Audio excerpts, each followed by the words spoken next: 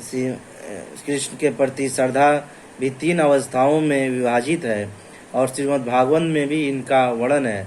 भागवत के 11वें स्कंद में प्रथम, तृतीया, द्वितीया तथा तृतीया कोटि की आश्रिताएं का भी वर्णन हुआ है। जो लोग कृष्ण के विषय में तथा भक्ति की श्रेष्ठता को सुनकर भी श्रद्धा नहीं रखते और यह सोचते हैं कि यह मात्र प्रशंसा है, उन्हें यह मार्ग अत्यधिक कठिन जाना पड़ता है। भले ही वे ऊपर से भक्ति में रत क्यों ना हो, उन्हें सिद्धि प्राप्त होने की बहुत कम आशा है। इस प्रकार भक्ति करने के लिए श्रद्धा परम आवश्यक है।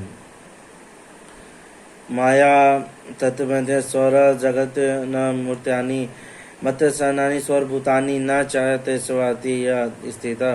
यह संपूर्ण जगत मेरे अव्यक्त रूप में द्वारा व्याप्त है। समस्त जीव मुझ में हैं किंतु मैं उनमें नहीं हूँ।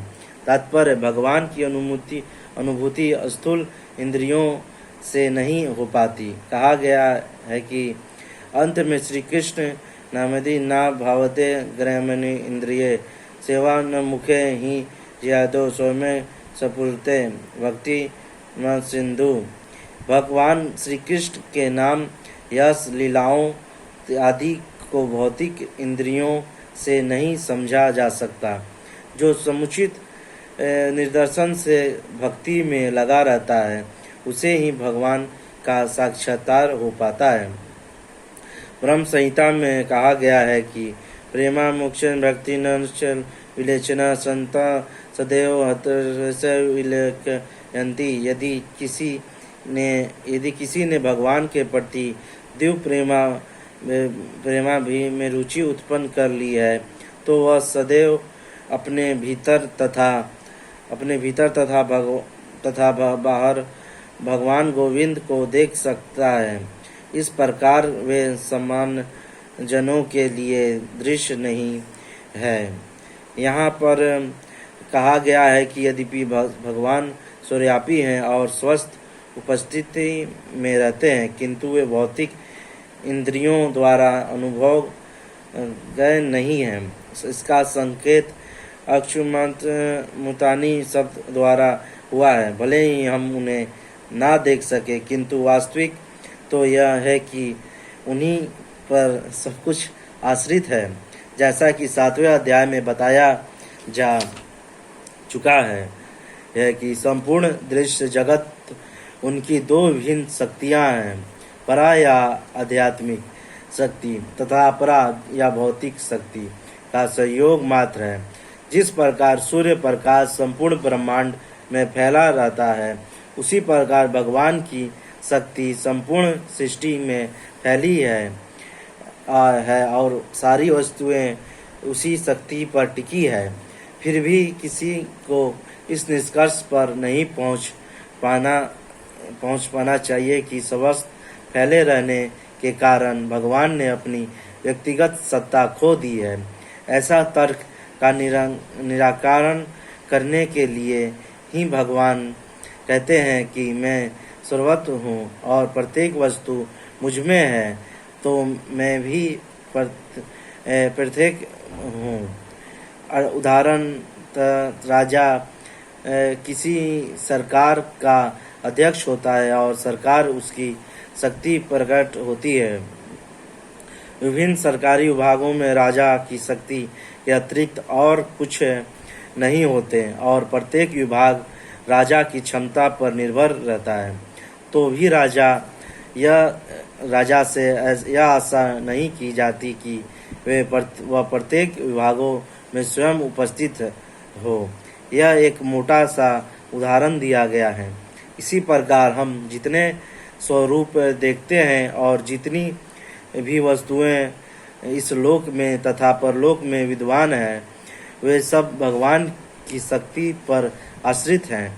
सृष्टि की उत्पत्ति भगवान की विभिन्न शक्तियों के विस्तार से होती है और जैसा कि भागवत गीता में कहा गया है कि उष्टमेधन कृतसेन, वे अपने साकार रूप के कारण अपनी विभिन्न शक्तियों के विस्तार से सर्वत्र विद्यमान है।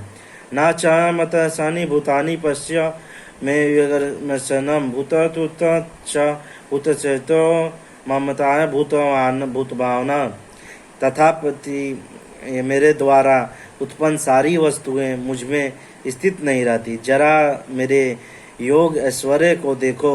यद्यपि मैं समस्त जीवों का पालक भरता हूँ और सर्वस्व व्याप्त हूँ, लेकिन मैं इस विराट अभिव्यक्ति का अंश नहीं हूँ, क्योंकि मैं सृष्टि का कारण स्वरूप हूँ। तात्पर्य भगवान का कथन है कि सब कुछ उन्हीं पर आश्रित है।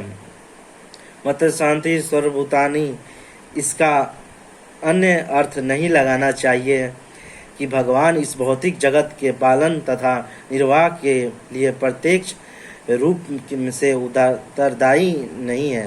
कभी कभी हम एटलस, एक रोमन देवता को अपने कंधों पर गोला उठाए देखते हैं। वह अत्यंत थका लगता है और इस विशाल पृथ्वी लोक को धारण किए रहता है। हमें किसी ऐसे चित्र को मन में नहीं लगाना चाहिए जिसमें कृष्ण से इसे सर्जित ब्रह्मांड को धारण किए हुए। उनका कहना है कि यद्यपि सारी वस्तुएं उन पर टिकी है, किंतु वे पृथक रहते हैं।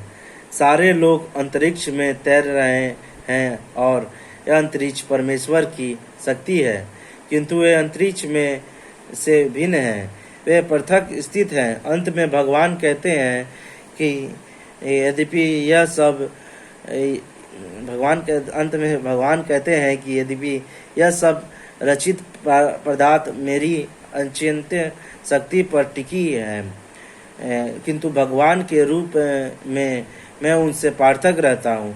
यह भगवान का अंचित ऐश्वर्य है। वैदिक कोश में निरुक्त में कहा गया है कि ने दुष्ट कृत्य कार्यों से परमेश्वर अपनी शक्तियों का प्रदर्शन करते हुए अचिंतन आश्चर्यजनक लीलाएं कर रहे हैं। उनका व्यक्तित्व विभिन्न शक्तियों से पूर्ण है और उनका संकल्प स्वयं एक तत्व है। भगवान को इसे